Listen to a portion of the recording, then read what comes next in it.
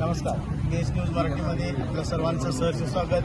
आज आपण संत तालुका मागणीसाठी उपोषण करत असलेले शंकेतील एक धडाडीचे कार्यकर्ते संतोष कुंभार यांचा आज उपोषणाचा 4था दिवस आहे. आज उपोषणाच्या 4थ्या दिवशी जतचे माजी आमदार विलासराव जगताप, विक्रमसिंहदादा सावंत यांच्यासह अनेक पक्षाच्या कार्यकर्त्यांनी येथे भेटी देऊन पाठिंबा व्यक्त केला आहे.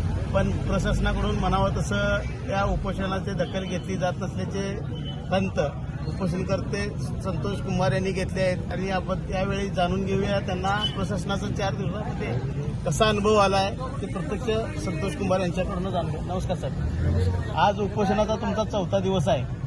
4थ्या दिवसात 4 दिवसामध्ये प्रशासनाकडून तुम्हाला उपोषण मागे घेण्यासाठी काय सूचना, काय आश्वासनं मिळाली का?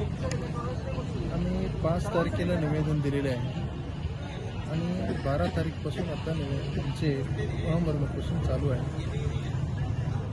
तरी देखील कोणताही ठोस उत्तर शासनाकडे नाही आहे आणि कोणी सुद्धा अधिकारी किंवा पदाधिकारी इथं उत्तर घेऊन आलेलं नाही आहे.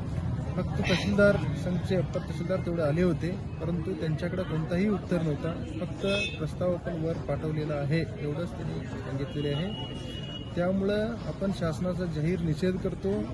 काही सुद्धा होऊ दे, आम्ही ह्या आमरण उपोषण सोडणार नाही आहे.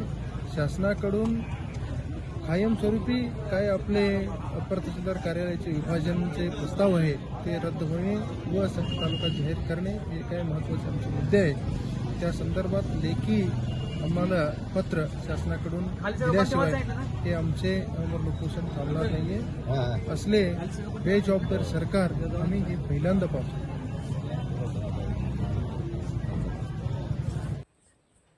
केएस न्यूज मराठी चॅनलला लाईक करा, शेअर करा आणि सबस्क्राईब करा.